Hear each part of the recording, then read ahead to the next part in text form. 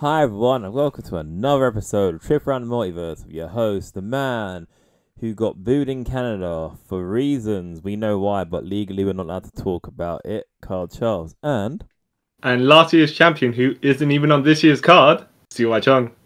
And in this episode, we are going to be talking about and reviewing AEW X New Japan Pro Wrestling's Forbidden Door 2 coming from Canada. Yeah. Firstly, did you watch the pre-show? I watched 3 matches of it. What? Actually, no, I watched all the pre-show. Jeez. Right, so when I looked at the total length of the card, I was like, nah, I can't watch the pre-show because the main card is about 4 hours long. Pre-show plus that, jeez. Yeah. So you watched 5.5 hours of wrestling? I believe so. But wow. I kind of, because I wasn't doing much on Monday at work, so I kind of watched like the first hour at work, so I was... Alright, okay. Fair enough. Anything worth going back for? If I'm honest, I only watched it because El Phantasmo is on it, and I like El Phantasmo. That's the reason why I watched the pre-show. But no, I want to say it's no reason. Not even LRG versus United Empire? Actually, nah. By the way, so Hiromu Takahashi was not on the main card, right? But he's the IWGP Junior Heavyweight Champion. Yeah. Now, when you think, okay, there's some people you can set him up to have matches against for that championship. No, not really. Who's there? Well, it's Darby Allin. Yeah, and him and the other person I could really say, what's his face, Sammy Guevara, and there was already. Oh yeah, well I was gonna say Jungle Boy as well, but I don't know exactly his weight. I know he was preoccupied because he's got a match, but if you're just lumping people that could have had a match for the junior heavyweight title, yeah. But onto the main card, yeah. First match, AEW Championship, which I was like, huh? Alright, this is kind of... Alright, I guess so. But yeah, the AEW World Championship match first. MJF versus Hiroshi Tanahasi, MJF being champion. Yeah. I thought this was a very a sports entertainment style match. Yeah. MJF being a classic heel and then winning with the ring, the diamond ring, which I don't mind because that's how he does his stuff. Yeah, that's his stick. He fights until he doesn't even need to cheat. Sometimes he just does, right? Yeah, I was like, fair enough. Yeah. But I was like, the diamond ring, you need to show so I think he shoved Tanahashi towards the referee, yeah. And when he put on the ring, he needed to show off more because it's not brass knuckle, or anything like. You can't really see against his hand what it is, what I mean.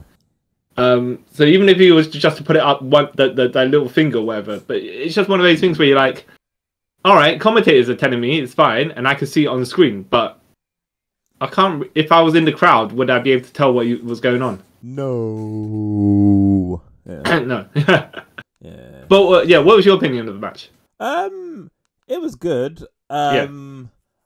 I didn't mind it being first because it on Rampage? It was on Dynamite or Collision. MJF said, "Well, if I'm not main event, I want to go home I want to go on first, so I can get out of Canada as quick as I can." So that makes sense. Okay, well, yeah, I have to say it does make sense though because this I don't want to say it felt like opening match style stuff, but it did set the tone for how things might be going, Yeah.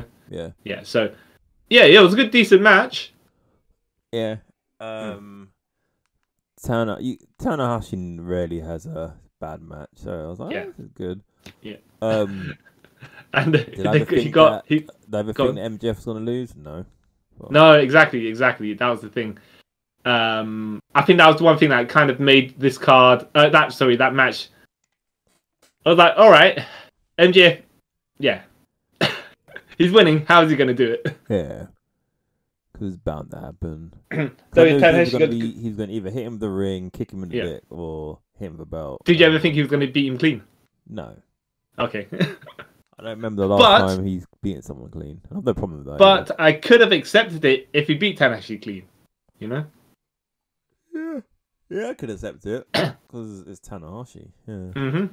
He's been put over. What's it called? Well, he wins enough to have credibility, but he loses enough to put other people over as well, using his legendary status. So, yeah.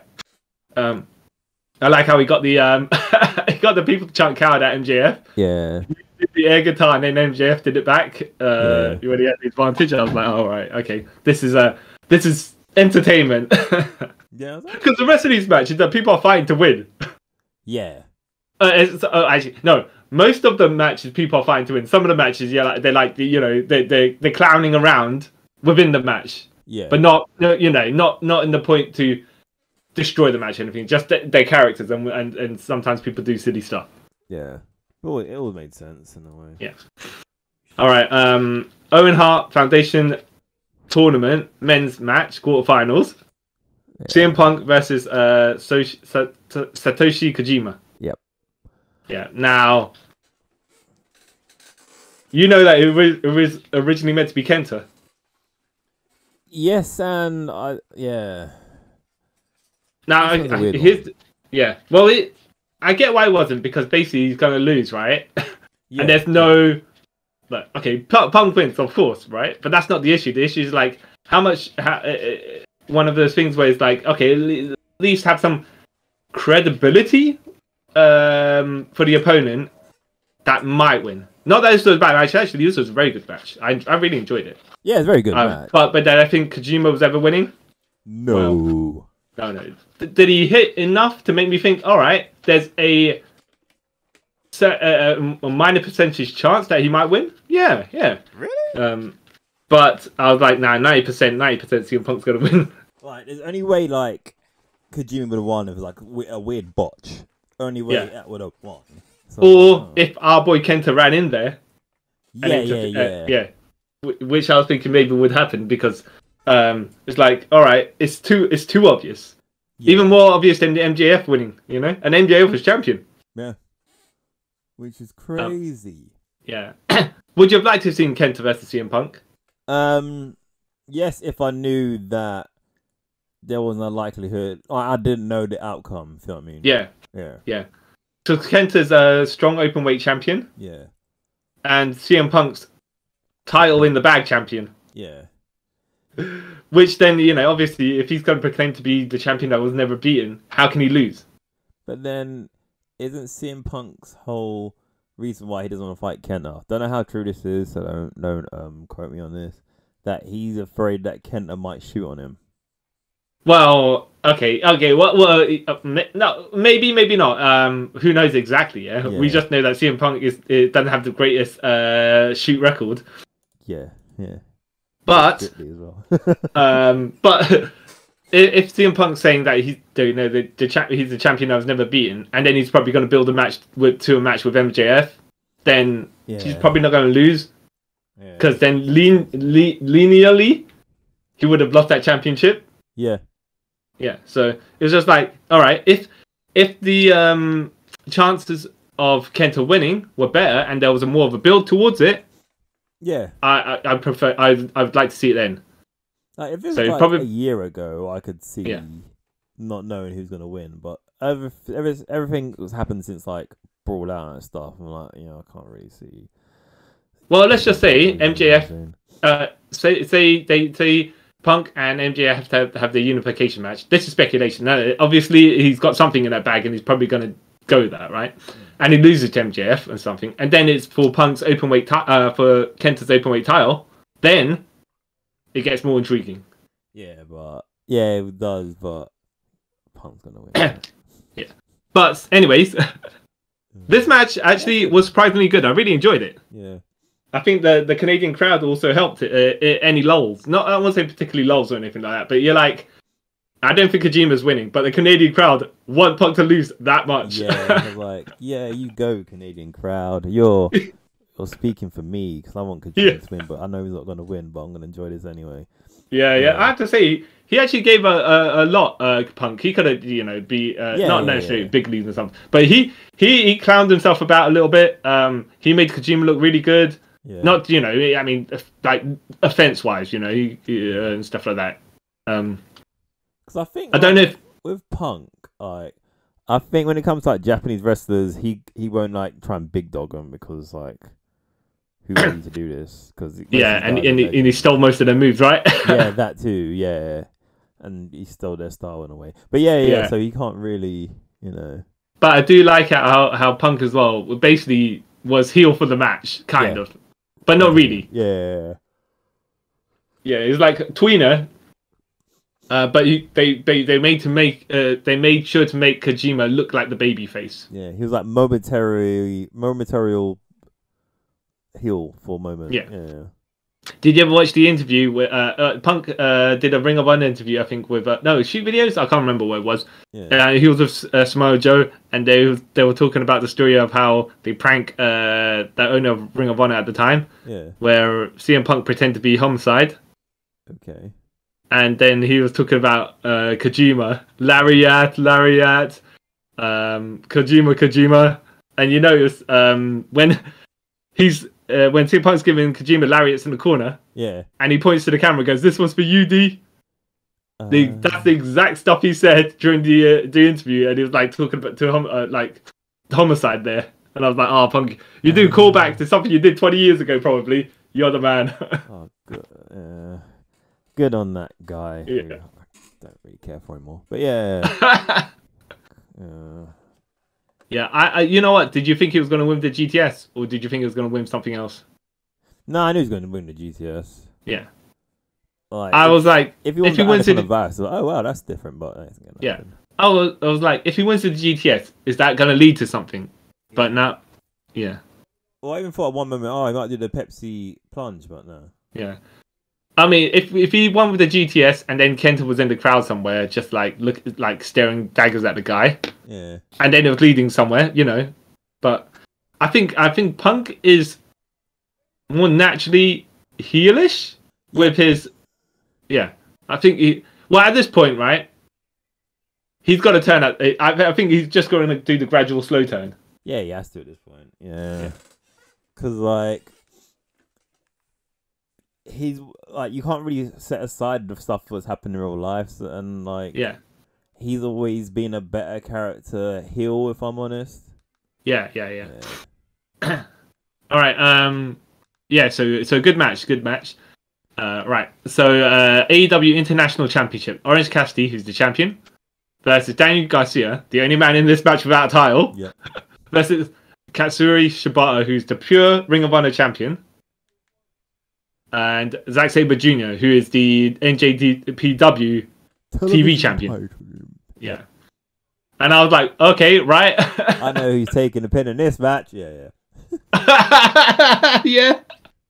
No, to be fair, I did think at several points different people might have won it. Yeah. Yeah. But I didn't thought that, but I knew who was gonna. Yeah, exactly. Yeah. I was like, all right, well, we see where they're going here, because. Yeah, usually, unless of course you're pinning the person who has the title and then you're going to have a title match against them, 9% it'll probably be the guy who doesn't have a title. Yeah. But yeah, no, I really enjoyed this match actually. There was comedy spots, there's silliness, but there's like everyone was, it's like, everyone would just fight everyone. Yeah.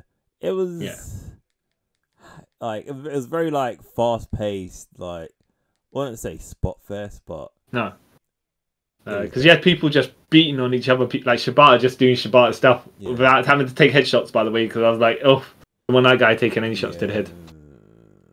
Yeah, he shouldn't be nowhere near any of that stuff. Yeah, but yeah, no, I thought because people are different styles as well, but they all mesh together.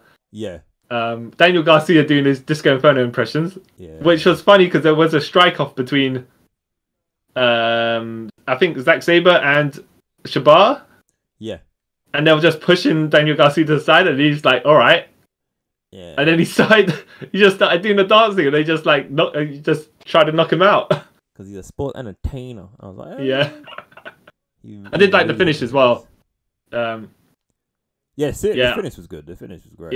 Yeah, because I think did Shibata have, was it Shibata did the penalty kick, and then OC ran in there and just shoved him out of the ring. Yep, and then done the mousetrap. And I was like, oh yeah, because everyone got in their stuff towards the finish there. Yeah.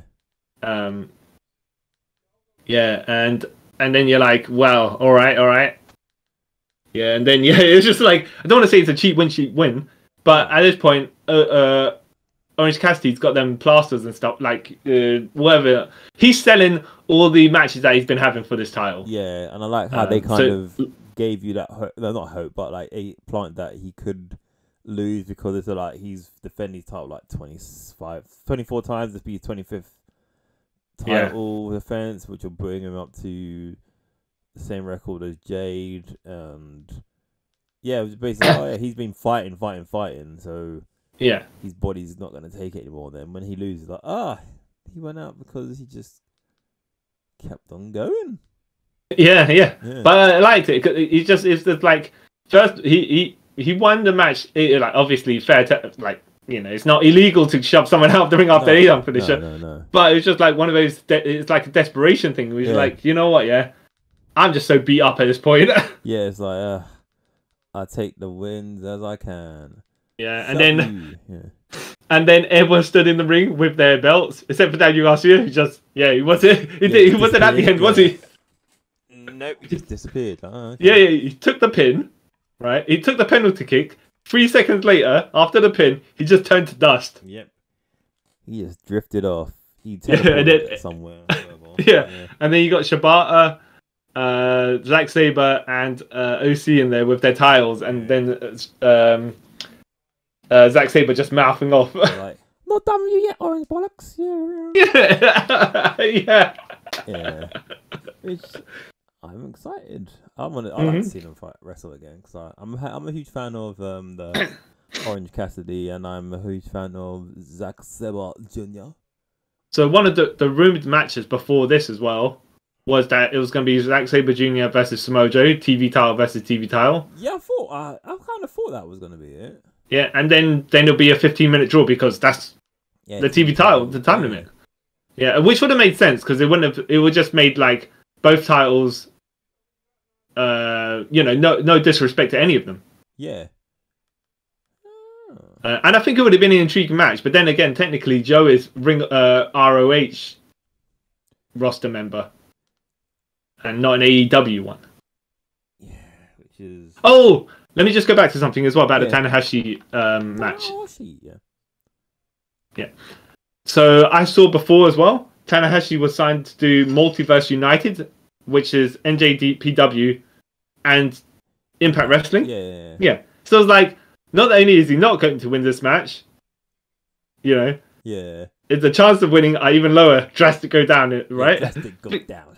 Unless, of course, they said, if they didn't advertise that in advance, which they should, by the way, if you're going to advertise an event, you would do that, right? Yeah. But if they said that if he wins the title, he takes it over there to defend, then you'd be like, all right, there's not that it's a decent chance, but it's like not as low as maybe you think, right? Yeah. But I was like, when I saw that, I was like, it seems like he's probably, I don't think AEW. Then again, the AEW and Impact Wrestling did do a crossover, so you know. But like, I remember last year, before Forbidden Door properly happened, like they did like a am I thinking of something else? There was I might be getting this completely wrong. There was like a advert for like Forbidden Door or something, and it had New Japan, AEW, and it had Impact. What? But then no, maybe you're thinking of a Comic-Con or something like that. No, it was a TV advert for, but I can't remember if it was actually for AEW or it was for like Bound for Glory or something. I could be getting it wrong, but I was like, you could still give Impact a chance. You know what you could do? You could do New Japan, Ring of Honor, AEW, Impact Wrestling. Yeah. Because they've all had working partnerships. Yeah. So throw in Noah in there as well, because I think Noah and New Japan do have a partnership as well. Yeah, but that's like probably a 2 or 3 day card at that point. Yeah, Wrestle Kingdom should be. Yeah. All right. But no. So you're saying Zack Sabre Jr. mouth off at OC. Orange bollocks. Yeah, and then challenging Shibata as well. So he's like, right, are you challenging them for their titles? Or are you challenging them to have a fight for your title? Or just challenging them just to challenge them? Yeah, it's like a weird like. I don't know if you're going with this. yeah. I'm on board. But then again, when because you're so ambiguous, if everyone starts challenging you for your title, then you gotta accept it because that's what you said. Yeah. Orange bollocks. Yeah. Mm-hmm. All right. IWGP World Heavyweight Championship match: SANADA versus Jungle Boy Jack Perry, and I was like, I think I know who's gonna win this. Foregone conclusion straight away. Yeah. Especially when SANADA goes, I never know who this guy is. Yeah. That's one of the promos. Like, oh wow, yep, he's not winning. Yeah. Now, it was not a bad match, right? And I did think they gave a decent amount of offense to Jungle Boy to make it like, oh, okay, he may not be a true contender for the title, but he has, some oomph to him. Yeah, I think that's what they were going for. They were going for, but it was like, really? Yeah. You think SANADA, the man of man, is gonna lose to a boy from the jungle? Yeah. I don't want to say necessarily it was one of the undercard matches or stuff like that. I think position where it was fine. Either that or it would have been the opening match. Yeah. But it wasn't bad. It wasn't bad. It's just like it's just like a bit one of the more predictable matches as well. Yeah. There was no in doubt. There was no. Like you said, there was no moment I was like, oh, Jungle Boy might pull this off. Yeah. I was like, no. I have to say, by the way, even though we're only 4 matches in, we're like, we know who's going to win. Yeah. I think the only one that I would say that is not obvious so far is the International Championship 4-way, which was like leaning towards, okay, this is probably a 50-50 one, right? Yeah. Whereas the rest of them, you're like, all right, well, 90% or thereabouts. Yeah. I think everything after this match, actually I have to lie, there's the women's match, I kind of gathered who's going to win as well. But yeah, I think later on it gets more of a who might win. Yeah. But I did like how SANADA, he did use the skull end. Yeah, skull end. And he used the shiny wizard and the moonsault. And I thought he was going to pick him up and give him I thought, okay, so SANADA won with the moonsault, which was like, all right. Yeah, I was surprised by that. I was like, oh, yeah, okay.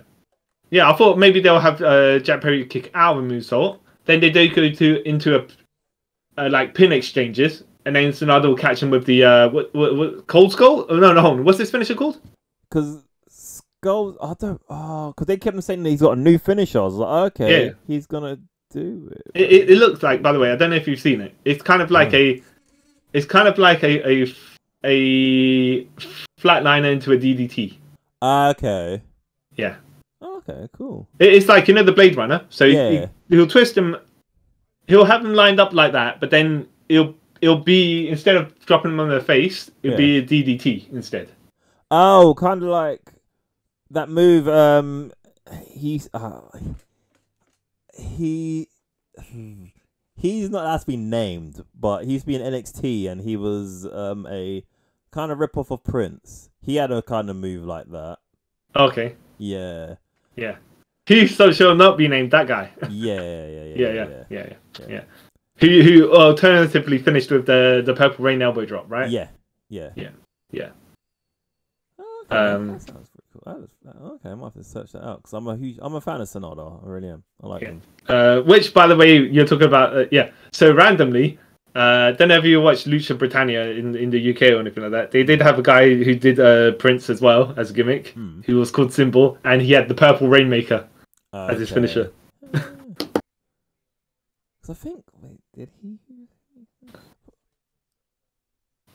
But I was like, oh, right. I thought the moonsault was going to be a kick out to give Jungle Boy a bit more credibility, and then then you get you have he'll have his final flurry, and then that be done. But but no, he just got okay, cool. Which I think the crowd was kind of surprised by, because like, huh? Yeah. But go on. It was just a weird ending. Like again, knew Sanada was gonna win, but I thought the commentary have been talking up this new finisher of his, and he doesn't even do it. Okay. Yeah. Sure. Then so all this time Hook, who's Taz's son, with the FTW title, is cornering Jack Perry, and when Jack Perry lost, Hook's like, oh, let's raise the hand of the guy. Yeah. And then Jack Perry clotheslines him. Yeah, because apparently they're meant to be best friends, which was like, oh, okay. Yeah. And then the crowd chant the F word at Jack Perry. Yeah. And then you effed up. I like how Taz was like, he's a dead man. Kill him. He's attacked my son, but I'm gonna still sit at the commentary desk. Yeah. And then he disappeared, and that's how they got him out of the commentating Lex thing. I was like, okay. Well, to be fair as well, when he's like, look, he's his own man. Yeah, exactly. But now here's my logic is, all right, so Jack Perry turning heel, which will probably help him a lot, right? Yeah. But then Luchasaurus is turned heel, and Chris Cage is also heel. Yeah. So what was the point? Yeah, exactly. Are they just going to be on different shows and don't interact with each other? Are they going to co-diverse each other? This is what I was thinking. Like, this is kind of pointless. Yeah. Well, all right, sure. I guess. Whatever. Yeah. But then I was talking to my friends about this, and he's like, "Oh, apparently he's going to get a new look." I was like, "Well, he does need." Yeah, go on. Like, the only thing he can really do is grow a beard, because if he cuts his hair, I think that he's got like a weird shaped head. He's got weird, like, short hair. Then he's gonna wear he's gonna get rid of like the jungle fatigue sort of looking stuff, but I don't know. It would have been a good time for him after the Christian Cage feud or during it to change up his gimmick. Yeah. Well, not necessarily change up, but be like, look, man. I have to, like, we're gonna have a funeral parlor match, whatever it is. I'm gonna, deadly serious going in here. Because the only thing they try to sort of do to make him like new up his character a bit, they stopped calling him Jungle Boy. He became Jack Perry. Yeah, Okay. Should have just kind of done that shift. Yeah, that's kind of subtle, but all right. Yes, the only way forward is. So you're saying that he should have he should do like Pirate Jay White and grow a beard, and then. That's the only thing he can really do. Yeah. Speaking of Jay White, it's a shame that he never. I was expecting him to have a match, but then kind of like I was not surprised that he didn't, because there's nothing going on for him right now. Like, this is another thing I don't get as well. None of the tag champions were on this card. Yeah. Like AEW ones, or even the New Japan tag champions. Yeah. It was kind of like, okay, I guess. Also, the Owen Hart tournament. Yeah. What do you think about the lineup for that? As I know we should have said it during the CM Punk match, but what do you think about the lineup for that? Because I think I'm going to relate it back to what we're talking about. I already know who's winning it, so it's sort of like, Are you saying CM Punk's going to win it? Yeah, of course. All right. Now, okay, the people in this the Owen Hart tournament are CM Punk and Kojima, who the match has already happened, and CM Punk's winning it. Samoa Joe versus Roderick Strong. Yeah, Dustin Rhodes versus Powerhouse Hobbs, and Ricky Starks versus Juice Robinson. Ricky Starks might win against Juice. Yeah, Juice Robinson. Yeah, I think Samoa Joe's beating Roderick Strong. Of course, right? Yeah. Now, I don't, because he's in the bracket with Punk. I think Punk's going to beat Samoa Joe. Yeah. Yeah. Unless it's a draw, and then neither of them go forward, but you can't have that. Yeah. But yeah, like you're saying, it's probably mostly Punk's going to win it. However, if Jay White was in this tournament, I would have been like, okay, there's a decent amount of chance that Jay White could actually win it. Yeah, same. So, yeah, that would have also given Jay White something to do. Yeah, but yeah. No. Because Jay White, you know, our boy, he's a star, man. He's just not just yeah. But unfortunately, he's come in where everyone else is being at high positions at the moment as well. Because like one of the biggest feuds in AEW is the match coming up, which is the Blackpool Combat Club versus the Elite, with John Moxley, Wheeler Yuta, Claudio Castagnoli, who that's the Blackpool Combat Club, right? Yeah. Konosuke Takeshita and Shota Umino. They're part of it, but not part of it. They're associates. I'll say Shota is more part of it than Takeshita. Yeah, but then why are they named separate? You know? Yeah. They should have. Shota, yes, but then they should have just grouped them all together as though they're one big group. But I think they don't want to get people confused that Takeshita's part of it. Well, he should be. But at he's this technically point. not, because he's part. No, I'm Callus. Yeah. Well, yeah, but Callus is feuding with Omega, who is part of the Elite, but not for this match. And kind of technically that means Ospreay is kind of tangentially involved in this as well. But then that's kind of saying you might just say that Ishii and Eddie Kingston are part of the Elite, but they're not. Yeah, which they're definitely not. Yeah, so I was saying like it's. But like so Shota is Moxley's protege. Yeah, exactly. For definite. Yeah. So I think he should be lumped in with them, but kind of he's more New Japan. Yeah. But I think he you know, as part of the if he was in AEW, you know where he'd stick with his boys, yeah? Yeah. Takeshita, yeah, okay, he's a bit more dodgy. But he's definitely with them for the moment though. The Blackpool Combat Club. I kind of see it as like one of those weird. I was gonna say I use a Sonic reference, but it's not. Like a Magneto thing. He helps the X-Men at time to time when it's convenient to him, but he's not an X-Man. Okay, fair enough. Yeah. Fair enough. All right. So so it was those guys versus Hangman Page, Matt Jackson, Nick Jackson, which is the Elite. Eddie Kingston and Tomohiro Ishii. Yes. This match was wild. Yes, definitely. It was a lot better than the Anakin Arena match. Yeah. It stayed in the ring as well, mostly. I will say as well, this match was designed to make Takeshita look good. Because he had great strikes and stuff like that. And not like he was hogging the ring time and stuff like that, but he got a good spotlight in this match. Yeah, he did.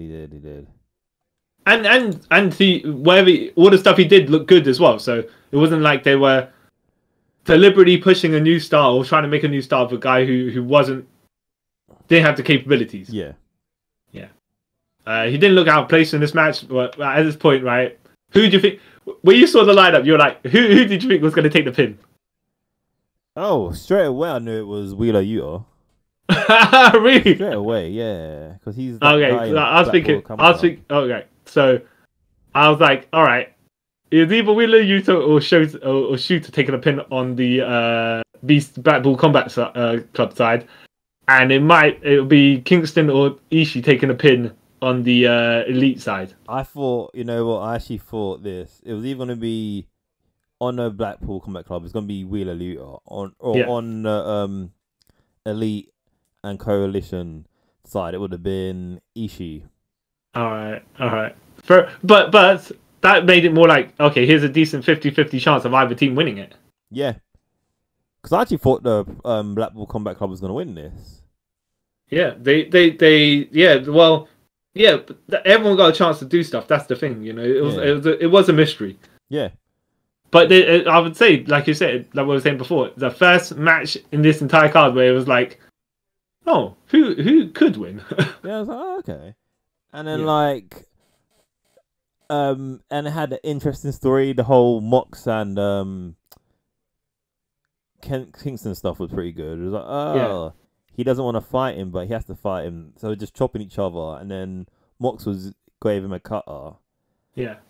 And like, oh Mox, you dirty bastard. And then when they went to give him, the Bucks went to give him a double super kick. Yeah. Kingston pushed him out of the way. Yeah. And took it himself. And I was like, I don't all think right. he actually did, because he kind of fell before they even he fell on top of Mox before they even kicked him. So I was like, oh, he moved him out of the way. I was like, oh, that's cool. And then I was like, I get what commentary say, but if I was in the crowd, I'd be like, huh? Yeah, this is weird. Yeah. I was like, okay, in my head, I was like, in the crowd. If I was in the crowd and I saw that, am I thinking that it's supposed to be Eddie Kingston just has that like such blinded by rage that he wants to destroy Mox, that he just run at him and attack him, even though other people are already attacking him? Yeah, because that's how he is with Claudio. Like this sort of match as well. You kind of like watching it there. I think would be confusing. Yeah, like you kind of need the commentary to not explain things, but to kind of like make bits make sense. Yeah. I was like, Yeah. But yeah, some cool moves going here, and Ishii got the pin. Yeah. And I was like, all right. Never saw that coming. Okay. Yeah. I thought like either one of the Elite or Eddie would have got the pin, but no, Ishii. I was like, good on Ishii, man. Because you know what? Once it was Wheeler Yuta and Ishii in the last two in the ring for that the sequence. I was like, okay, this either man could take the pin at this point. I was like, one of them's gonna take the pin. yeah, one of these two guys, right? I was confused. Like, I don't know who's gonna. Yeah, but good on them. They got Ishii, like the guy who doesn't even work for the company. Well, no. The guy in that group that doesn't work for the company, he got the pin. Yeah, good stuff. Yeah, man. Ishii's dope. Yeah. He put some.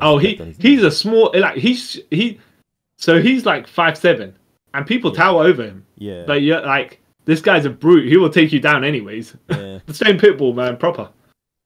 He just runs through people, man. That's why he's awesome. That's why I love him. Yeah. And he's no nut. Okay. Yeah. Yeah, exactly. All right, AEW Women's World Championship match. Toni Storm, the champion, versus Willow Nightingale, who is the NJPW Strong Women's Champion. Yep. Accidentally won. Well, not accidentally. Accidentally, yeah. Yeah. Accidentally on purpose, right? Yeah. Because what happened was Mercedes Moné broke her ankle in the middle. Oh, was it? Is either broke it or severely. I think she broke it. Injured. Like, either way, yeah. So they called it audible. Yeah. And rather than like double count out, so they made they could have a rematch on for that. I think Mercedes was like, just pin me, man. Yeah, like come on, my leg hurts. Yeah, no, it's not that. It's just like they could have went about it different ways.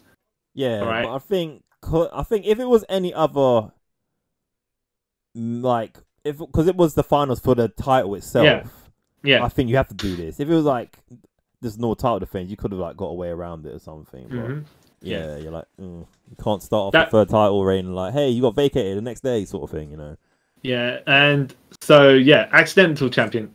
Did you know also Toni Storm was an accidental champion at one point as well? Is it? Yeah, I think it was in Stardom, I believe. Yeah. And I think one of the 2 minutes into the match, one of the girls got knocked out. Oh snap! Yeah. Well, actually, one of the girls, but it was Toni Storm and whoever it was in the match. And I think she got injured or something like that, and basically the title got awarded to Toni Storm. Yeah. Yeah, so she was accidental champion as well. I'd love to be accidental champion or something. Sorry, it sounds weird, but it'd be awesome. Yeah. Okay, so what did you so first of all, you're saying that this was the other match that was predictable. Yeah. I think with the Outcast on the outside, it kind of yeah. Yeah, I was like, she's not winning, but. Well, I know it wasn't gonna be a squash or anything like that, but I was like, she's not winning this because obviously I think original plan wasn't to be. It's gonna be Saraya versus Mercedes Moné, not for entire thing, just the match, but obviously, so It was a good substitute. A good substitute. They could have done a tag match. I was on it, but yeah. But yeah, no, I thought it was a pretty good match. Yeah, I like winning. Yeah, and Toni Storm, you know, she took her beating. Yeah, she really did. Broken nose, I think. Yeah, and I don't know if you watched the media scrum afterwards. She goes, "These girls gotta stop breaking my nose, Tony." Yeah, it's not the first time, I think. Yeah. Oh, right. Yeah. Yeah.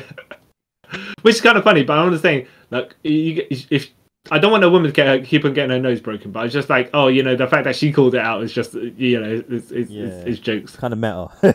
Yeah. Oh, she knows what we know. Women always get their nose broken. So yeah, I thought it was a cool match. I thought that was the Death Valley Driver onto the ring apron. Yeah. Which actually, saying it sounded disgusting. Yeah. But then when you saw the replay, oh, it's not actually. No, because her head does not touch the ring apron whatsoever. Yeah. So okay, cool. Yeah, because I was like, oh, I don't like the look of that. But then when I saw the replay, I was like, actually, you know, I think I do like the look of that. No one got hurt. Yeah, like, that's cool. Yeah. And then she gave her Death Valley Driver inside the ring as well. Yeah. And I was like, yeah, this is I don't know what John Cena does here, but these are Death Valley Drivers. Yeah, well, he does a fireman's carry into a slam now. Yeah. He definitely does not do Death Valley Drivers or. And then even try to make it look like a Death Valley Driver. Nah. Which at this point, okay. Like, Yeah, exactly. Somehow it finishes people, so whatever, you know. Who am I to judge? Yeah.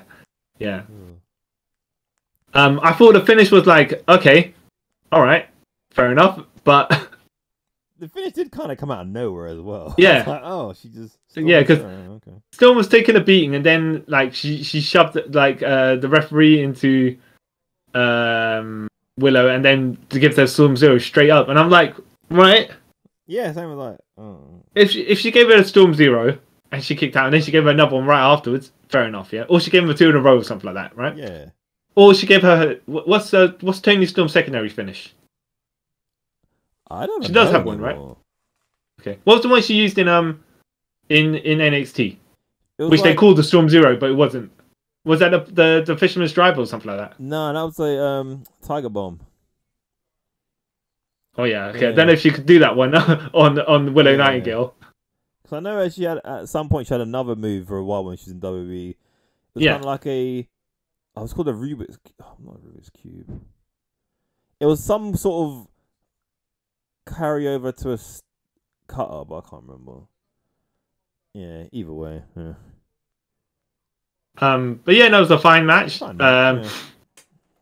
Toni Storm basically being the underdog, which was like, all right. I was like, but then also being despicable. So you're like, you deserve the beating you're getting.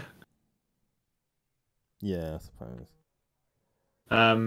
Yeah, and I'm glad that the Outcast did not interfere too much in this, because it could have been one of those things where, yeah, like how the Bloodline just keep on interfering in Roman Reigns matches. Yeah. But yeah, it was just a bit. I don't know. I don't know. I think maybe because it was the only women's match on the card, it felt kind of just like we're obliged to put this match on the card. So watch this, yay! Yeah. Which kind of sucks. Yeah. So I think they were going to try and do a crossover with Stardom as well, but Stardom had an event the same day, so they couldn't do that. Like, oh, okay, fair enough, makes sense. And Toni Storm was like, so I think one of the wrestlers from Stardom was going to challenge.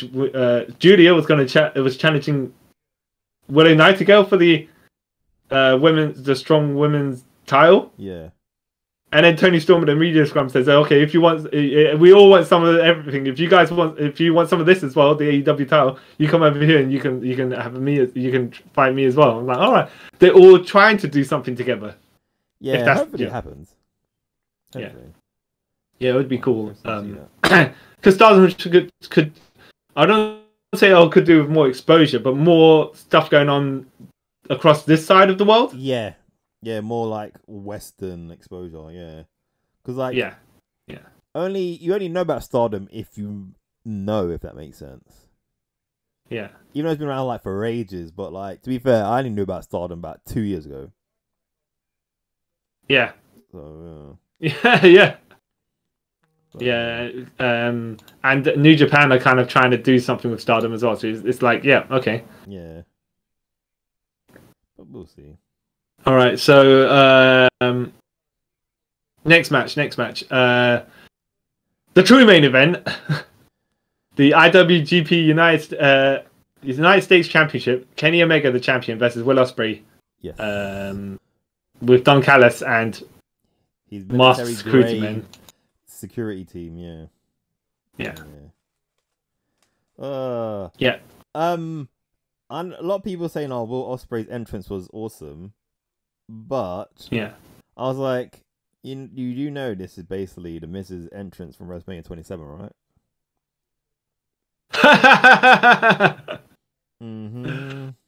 He did the same thing. I was like, oh, it's cool. Well, I think I enjoyed his entrance at WrestleMania a bit more because Wrestle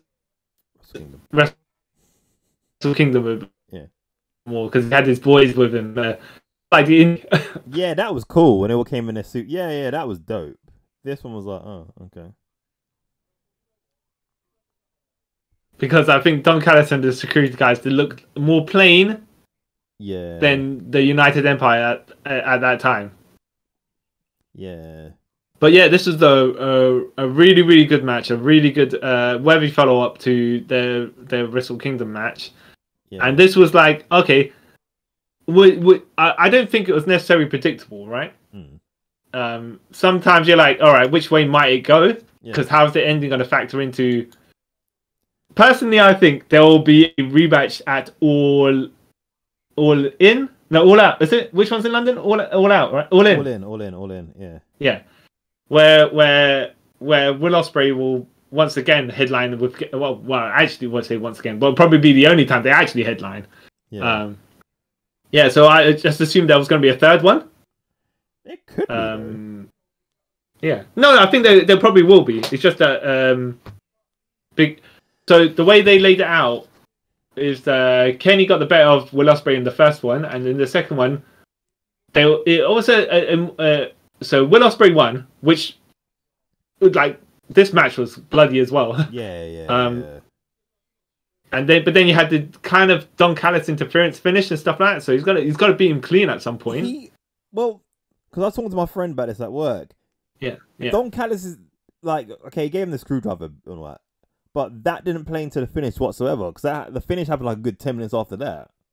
Yeah. But also, Will Ospreay was the heel in there by default, by the way, because they're in Canada. No, I don't think even if it wasn't in Canada, or like the way he say this match took the place the same way, but in another country, he still would have been the heel. Yeah, except for when they had their rematch in the UK. Then I think he might be a heel, you know. Oh, I think he'll be superstar face in the UK. However, I was like, all right, there's a couple ways they could go. Like each person could win clean, or like we have it could be a draw. Yeah. It could also be like a disputed finish where Don Callis might come in to interfere and he calls Will Ospreay to accidentally lose or whatever. There's multiple ways they could have ended this match. Yeah, there's multiple ways. In my head, they're going for definitely a rematch at All In at this point, right? Yeah. Whether they do or not, who knows? But in my head, I was like, okay, well, I assume that's what they're doing. Because I was thinking about it today as well. I was like, you know what would have been what I'd rather see at All In the UK, Ospreay versus the Bastard Pack. Oh yeah. Which, by the way, where is he? Now you mention his name. Yeah. If he was having a title match against SANADA, that'd have been more actually logical. Yeah, I mean, like, okay, this could happen. Yeah. But then, hey, wait, how long did Sonata win that title? It's not long ago, is it? March, I Dominion, think. Right? Was it Dominion? I don't know. I think it might have. No, Dominion's in what's it called? June. Yeah, I think he won it after he won the New Japan Cup, and then he won the title. Yeah, so you're right. Yeah, March. Yeah. Yeah. So yeah. Is it too early? Yeah. But yeah, no, it's a really, really good match. These guys. I mean, they could have a straight match, but they just kind of choose not to ish sometimes. Yeah, they make it. Like I mean, I wouldn't say it was a hard. Sorry, go on. They kind of make it like a not action movie, but like a epic anime sort of battle goes on forever. Yeah. Where it's just like, okay, so we're gonna fire all around the ring. Was that dirty DDT onto the ring steps as well? Yeah. Both of the guys got bloody. I think Kenny, I don't want to say it was blading, but the referee handed the blood pack or whatever it was to Kenny was pretty obvious. Yeah. It was a good sequence where he's just like grabbing Will Ospreay grabbing Kenny's head and just smashing it into the table. Yeah. But then you can't wait to the camera and the referee just going to Kenny Omega a bit too yeah, a bit too obvious. Yeah. Oh, but yeah, like you're saying there, it was definitely not a straight match. However, they could have just contained the ring, but they chose not to. Whatever they wanted to. Yeah, it was an anime fight. Yeah, it went on forever. It was good. Yeah. There was fillers in between it. yeah. Well, I did like how. So Kenny got, like, I think, did he take a Stormbreaker and then he got his foot on the rope? Well, he didn't kind of get his foot on the rope, but he kind of just fell into place. Yeah. Yeah, I was like, all right, cool. But when then it was like Omega's like, well, I'll give you the one-winged angel then, and he gave him it, and Kenny kicked out one, That and was the crowd, awesome. Yeah, Like, the crowd was with it all the way because he created that. Well, he didn't create a move, but because that's his move, he is immune to it, which should be everything in wrestling. But you know, yeah, wrestling, right? Yeah. So that was cool. Yeah, and then Will Ospreay, I know. He did have to hit Kenny with a good couple of finishes to actually finish him off. But let's be fair, it's not as if he hit the finish and then pinned the guy right away. No. He hit his finish and then there was like breather moments and stuff like that. Or maybe they didn't even get to a pin at a certain point, you know? Mm. So all good there. Yeah, man, I loved it. Was it better? Do you think it's better than their Wrestle Kingdom one? I think this one leaned into that one. So you need one without the other. You can't have one without the other. Yeah. Well, you could, but it seemed like there's more to this one if you have that one. You watch that one beforehand. Yeah. And then obviously, I say obviously, but then there's going to be the third one probably in London. I don't know. Yeah. I keep on saying that, but then it'll probably not actually happen. But you never know. I think, like, again, people think it's aiming to that, so it must be, I guess. They want a big match for that. Okay. Yeah. So yeah. Well, I think they will have. Who's the biggest star? Who's the biggest UK star they could have possibly to headline in a pay-per-view in London? You know. Yeah, it's just him, really, isn't it? Yeah. Exactly. And then you wouldn't really have him lose, would you? No.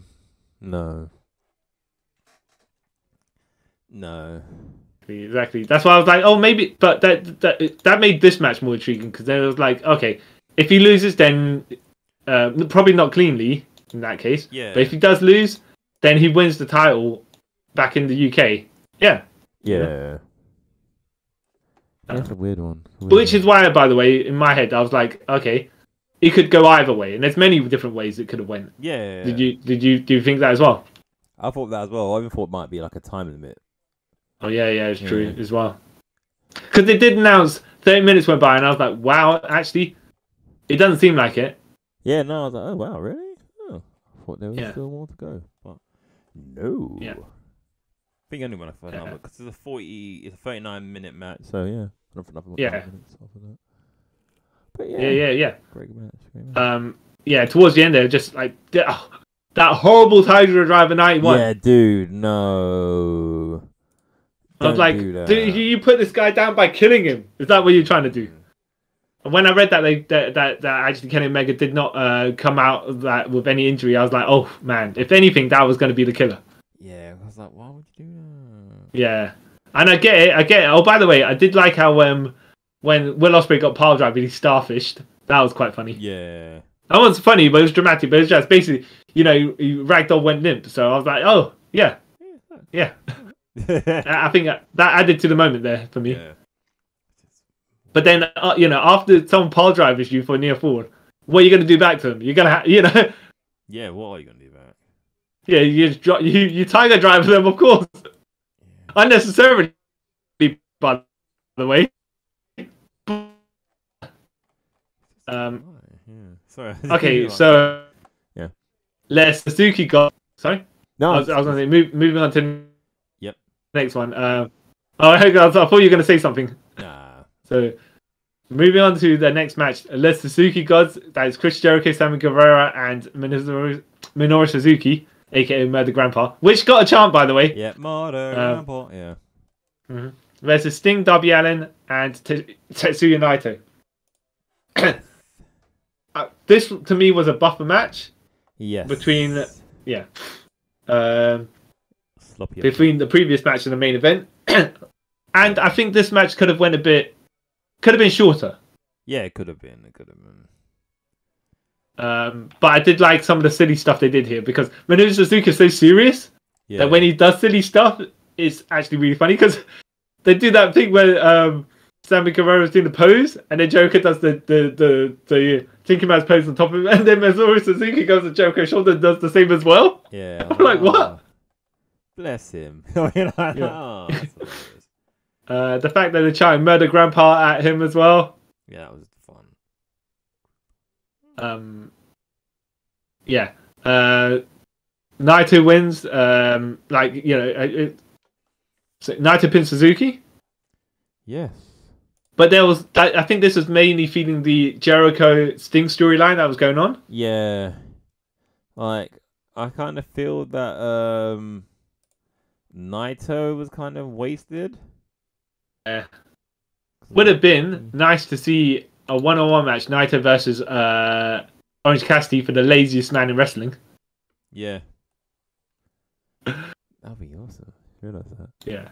I mean, that would have been fun to see anyways. But you know what they could have done? Right. Instead of having Kojima versus Punk, it should be Naito versus Punk, but then I don't think New Japan want Naito to lose. So yeah. Well, yeah, you couldn't really have anyone beat Punk, considering if he's going to win the Owen Hart tournament and he's got the title with the bag with the title in it. Yeah. So yeah.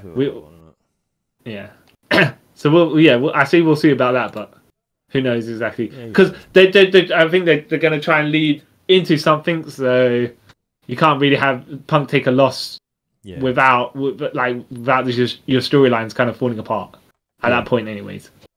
But this was all right. It was filler. Yeah, it was all right. But decent filler. Sammy Guevara doing the 360 senton drop on Sting. Some craziness like that. I was like, whoa. Yeah. Sorry, 6-8. Yeah. Not 360. It was weird. Yeah. And then Sting got up later and no sells it. Oh, okay. Yeah, that's Sting. That's Sting though. He has that ability. The no sell ability. Yeah, because in wrestling, apparently, the older you get, the stronger you become. But, yeah. All right. Main event time. Bryan Danielson versus Kazuchika Okada, and Bryan Danielson coming out with the final countdown. Yep. Yeah, I was like, oh. Yeah. That might be a one-off. Yeah. Well, I think on the media scrum they said they bought the license to it for some they can use it a certain amount. Yeah. Because I'll be like, if they use it just during like pay-per-views and stuff, I'd be happy with that. If he's coming out to it every week on Dynamite, like, what's the point? No. It's way too expensive. Yeah. But if it's for special events, like say pay-per-views or like crossovers or whatever like that, or even just if he gets a title match or something. Yeah. We dope. Yeah. Now, I think this match started good. Had good build. Yeah. Right. And then at a certain point, I was like, because I've read somewhere before, Bryan got injured, and I was like, oh, please don't tell me he got dropped on his head, right? Yeah. Or his neck or anything like that. So I was like a bit more trepid watching the match. And then actually, you know what? When I read when I watched the full match, and I was like, okay, he's holding his arm, but it hasn't been worked on whatsoever, really. Yeah. And I was like, okay. And then he had this compulsion on the floor, and I was like, nah, I don't think so, mate. Yeah, that bit I was like, dude, it's a bit bad taste, man. You know? Yeah, I thought actually when he started, when he started that, I thought he was starting to fire up. Yeah, and he's gonna come up and then gonna get up and just be like, yeah, Okada, I'm taking it right to you. Yeah, even if he's one-armed and doing it, because that would have been like, yeah, okay, they just fight to the finish, no matter what it takes. But no, it was like that's not the way they went. I was like, all right. But I do want to watch this match again because I'm like, half this match he's fighting with one arm. Yeah. Which is even more amazing. Yeah. Because we look back and the stuff that he can't do, but still, I don't want to say how silly it is for people to finish matches when you're injured, right? Yeah. But this was not. He fractured his shoulder. He fractured his arm. Okada elbow dropped Bryan and fractured Bryan's arm. Okay. Yeah. So when he gripped him for the wrist lock, for the Rainmaker, I was like, ooh. Yeah. Not that I knew that afterwards, but when he was holding his arm, I was like, oh damn! What kind of injury is it? Yeah. But what was funny, I was like, all right. So he's lying on the floor. He's holding his arm kind of limp, and referee pushes back Okada. Doctor comes in for whatever it is, and then Okada puts his hands out. Like, all right, and then he just kind of like however the message got relayed to him. He's like, all right, and he just kind of pushes the referee at the chest. Don't worry, I got this. And then... he pushes him back. Oh, don't worry, I got this. I'm gonna grab off and just finish him right away. Because he's like, all right, I'm gonna grab him Rainmaker and hit him. I'm like, oh my god, Okada, you're a joker, but your business. Let me put him out of his misery by taking his head off. Yeah. Like, dude. I have to say, I like that behavior because it seemed to me Okada's getting a bit full of himself. Yeah. Because even commentary was saying that, weren't they? Like, but as far as the New Japan storyline as well, going with Noah. Yeah. There's another.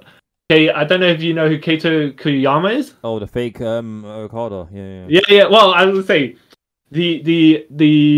if Okada is the Flash. Yeah. This guy is if Okada is Barry Allen, this guy is Wally West. So I think that's even though they're different companies, that's the storyline. Is like, they're the same version of each other of a different company. Yeah. Multiverse. Yeah. Exactly. But yeah, I was like, so I want to re-watch this because even though it was good, and I was like, I don't know how this was going to follow up the United States title match. Yeah. It could have not necessarily could have been more, right? That's not the thing. It's just like, how do you work around a broken arm? That's something. Yeah, that's the thing, isn't it? You're like, oh. By now, I think I was watching it. I was too worried about what might have happened to Bryan because I read that he got injured, but I didn't want to be like, all right, let spoil the result of the match for me, that sort of thing. Because I kind of knew he was fine because I heard like he was on the media scrum. Like, if he was badly hurt, they wouldn't let him. Yeah, like that, so. Exactly. So I was kind of a bit worried like that. But yeah, he got the tap out victory, which was like quite something because I don't know when the last time Okada tapped out was. I thought he might just take a couple of flying knees and that would have been. Yeah, because apparently this is the second time they've tapped out. Yeah. So I was like, okay, if he's tapping out to Bryan Danielson, that's... Yeah.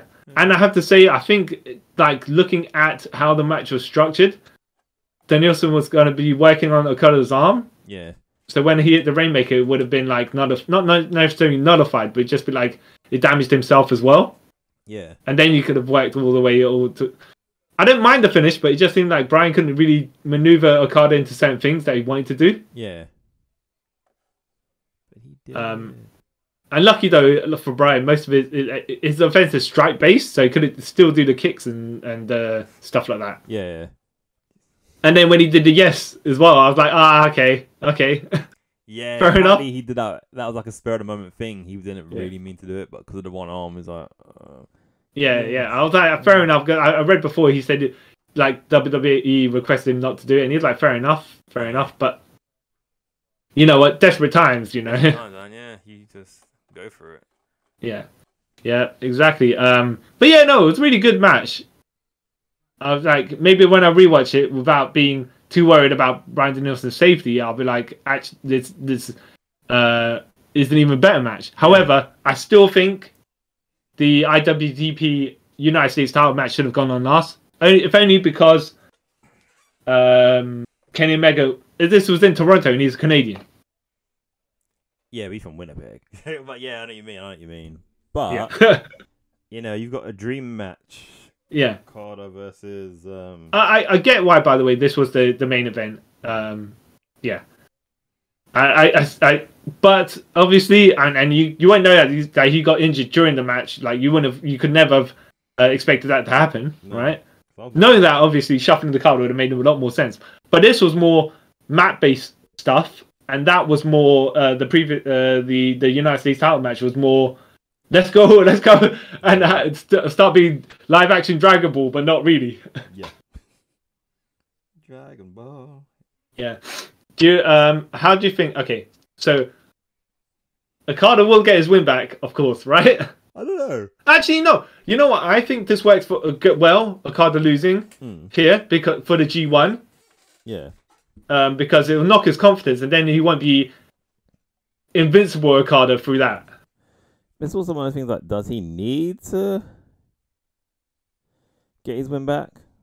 Well, I think they would like to have a match without, like, you know, I think they would have liked to have a rematch, not because Okada will win again or anything like that. And at this point, it probably will be Okada winning, but it's just like the stuff they wanted to do but didn't get to, they'll probably want to do that for the rematch. Yeah, probably. Yeah.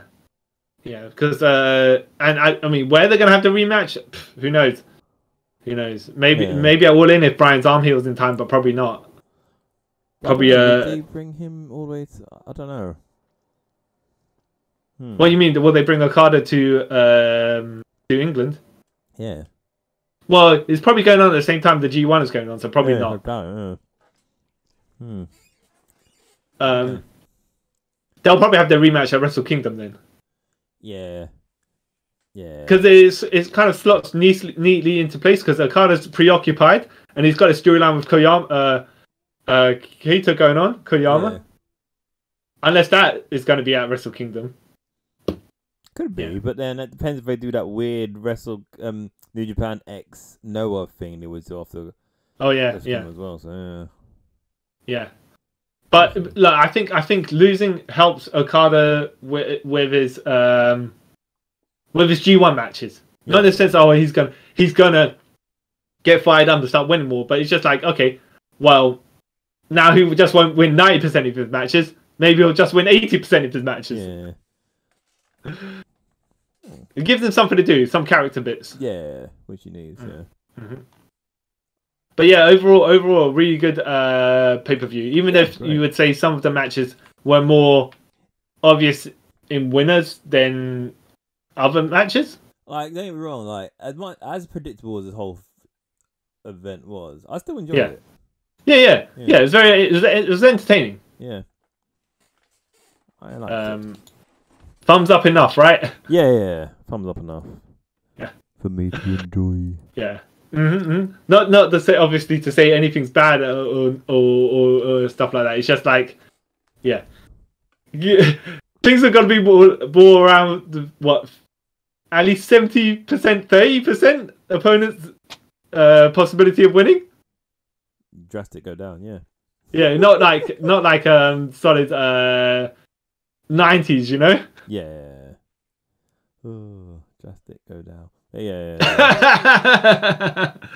Oh, cool. All right, yeah. Any other comments you want to make, or would you have shuffled some matches around? Would you have had different contenders for the matches? No, the only thing I would say, like, really change myself, like, probably like Naito versus Punk, and then had Jay White on the card. That's about really it. Well, even if he was in a multi-man match, right? Yeah. It's just like, well, he's to us, I think it's quite obvious that he was missing because it's like, well, but yeah, I don't think there was anything for him. Yeah. So yeah, they had nothing going on there. Yeah, I suppose. So, unless you're gonna say Bullet Club versus Bullet Club. Yeah, they could. That's the thing. They could even done that, but. Oh. And then you had the Impact Bullet Club come over as well. That'd have been something, right? Yeah, I think that they Bullet Club triple. What was it? The Impact Bullet Club guys, and then say, yeah, we're with Jay White, which makes sense. But it could have been Bullet Club versus Bullet Club versus Bullet Club. Is Bullet Club Gold? Yeah. Bullet Club OC. What are they called now? The one in New Japan. I never know. They kind of don't exist to me. But they could have done. I mean, look, last time AEW did a pay-per-view, like, you know, they had not last time. Sorry, they had mostly Machine Guns on one of their pay-per-views. Yeah, they did. So yeah, so I don't see why they couldn't have just, you know, it's not out of the realms of possibility to have an Impact, like the Bullet Club from Impact. Well, to be fair, they're tag champions there, so I don't know how that's going to work 100%. Yeah. Because they might not want their tag champions to take a loss. However, and AEW probably wouldn't have. Yeah, you could have the New Japan Bullet Club take the pin in that case. Yeah, you know? you could have just put the no-name ones, like the new ones that started, or even anyone from House of Torture because they're terrible. Yeah. Did you want Tama Tonga on the card? If Tonga Love's not with him, then no. Fair enough. Would you have wanted Kenta on the card? Not necessarily saying, oh, he had to be against CM Punk if he's on the card, but I would have liked Kenta on the card because I like Kenta. Yeah. And if he wasn't having a match with CM Punk on the card, just like an interaction or something like that would have been, you know, even if they were just staring at each other across the corridor. Yeah, something. But no. Yeah. Okay. No other comments you want to make about this?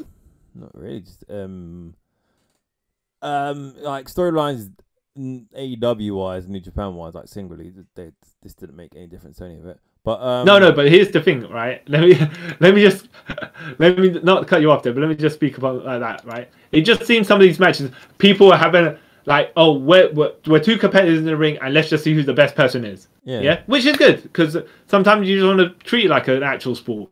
Yeah. So yeah, it's that.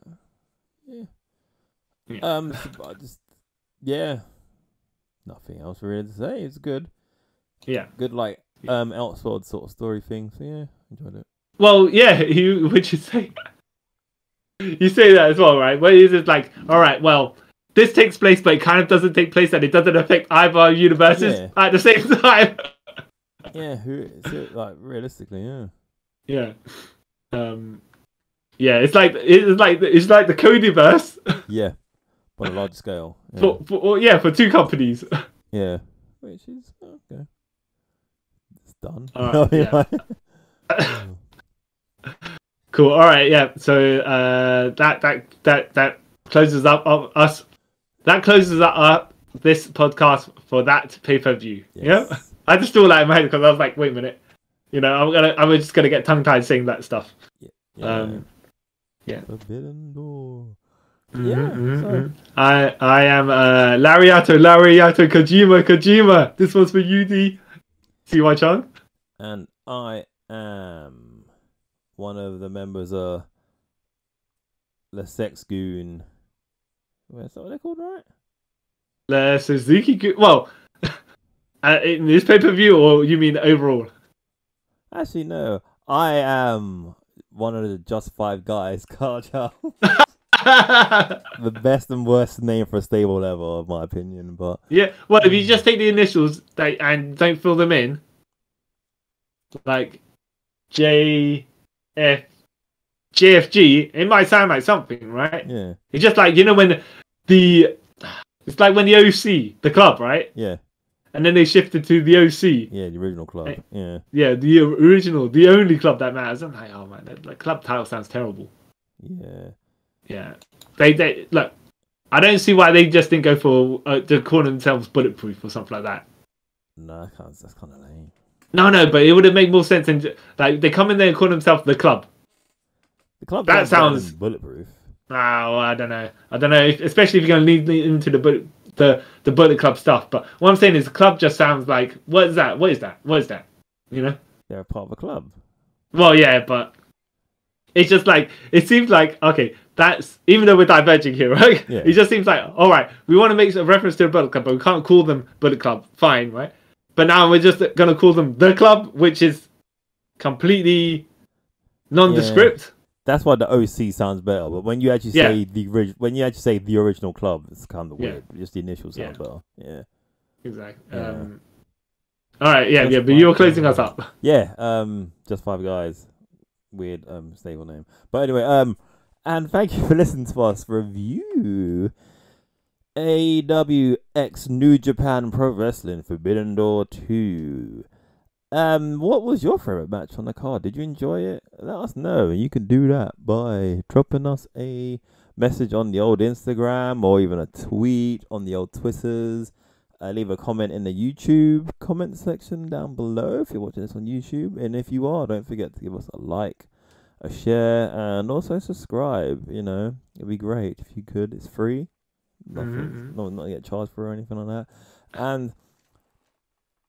And my mind went a blank for a second because I was thinking of the name again, Just Five Guys. But anyway, thank you all for taking a trip with us around the multiverse. Bye. Bye.